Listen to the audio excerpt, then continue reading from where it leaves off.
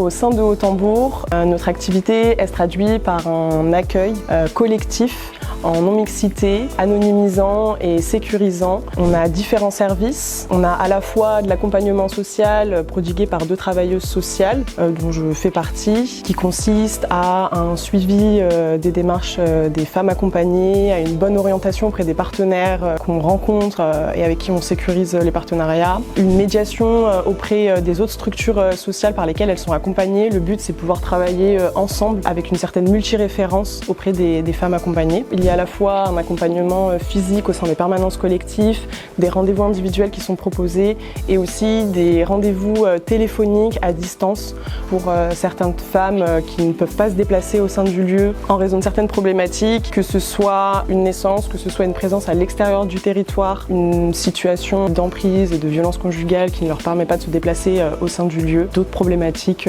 diverses. Hormis l'accompagnement social, on permet aussi l'intervention de différentes structures et institutions présentes sur le territoire pour permettre un accès aux droits à ces femmes et une reprise de confiance parfois en les institutions. Elles interviennent sur plusieurs thématiques qui ont été pensées par l'équipe et pensées par rapport aux besoins repérés auprès des femmes et remontés, que ce soit au niveau de la santé sexuelle, de la santé mentale, de la santé gynécologique, d'activité aussi et de lien social. Et dernièrement, on a une dernière structure qui va intervenir sur les questions de droits des étrangers et demandeuses d'asile, problématique qui est beaucoup remontée dernièrement et qu'on a beaucoup observé de la part de l'équipe au sein du lieu. Lors de l'accueil des femmes, il y a aussi un accès à l'hygiène qui se traduit par des douches, des kits d'hygiène personnalisés avec des produits qui leur correspondent. Il y a aussi l'accès à des sous-vêtements d'urgence et à des ateliers bien-être en individuel, que ce soit du massage, la réflexologie, de l'ostéopathie, des ateliers qui sont peu accessibles, notamment quand on est en situation de précarité et qui permettent vraiment de prendre soin et d'apprendre à prendre soin surtout.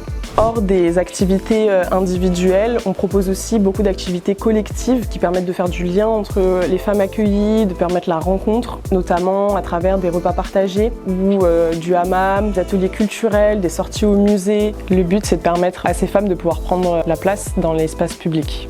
Lorsqu'une femme passe la porte de Haut-Tambour pour la première fois, il y a 2 cas de figure qui se présentent. Soit c'est sa première arrivée au sein du lieu, et dans ce cas-là, une personne de l'équipe prend un temps individuel avec elle, prend le temps de lui présenter les différents services qu'on propose au sein du lieu. C'est aussi un temps où on va cibler avec la femme accueillie les besoins et les problématiques sur lesquelles elle souhaite qu'on l'accompagne, où ça va aussi être seulement un temps d'écoute qui est aussi très important. Deuxième cas de figure d'une femme qui passe le pas de la porte de Haut-Tambour. Ça peut être une femme qui est déjà venue ou qui vient régulièrement au sein du lieu. Le rôle de l'équipe, ça va être de la prendre en compte dans son individualité. Il y a une chose importante, c'est de se souvenir en fait. On travaille beaucoup là-dessus avec l'équipe, de se souvenir de ce qui a été dit la dernière fois pour pouvoir prendre des nouvelles, vraiment leur faire ressentir qu'on est là, on est présente et que c'est pas des individus ou des numéros qui ne font que passer en fait. Elles sont ici chez elles.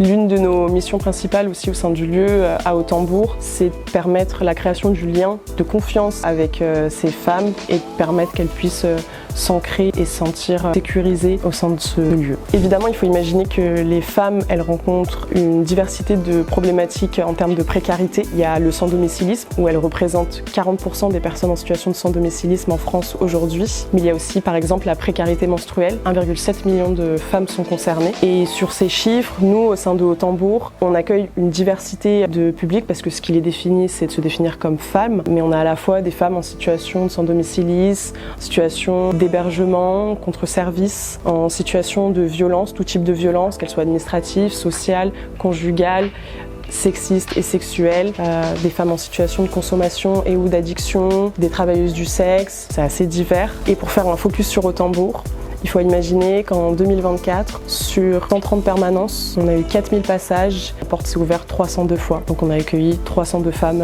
différentes. Afin de soutenir nos missions, vous pouvez nous suivre sur nos réseaux sociaux ou via notre site web afin de visibiliser nos actions. Vous pouvez aussi soutenir concrètement nos actions auprès des femmes en faisant des dons ou en organisant des collectes ou en répondant à nos appels à dons qu'on diffuse régulièrement, que ce soit sur nos réseaux sociaux ou sur notre site internet.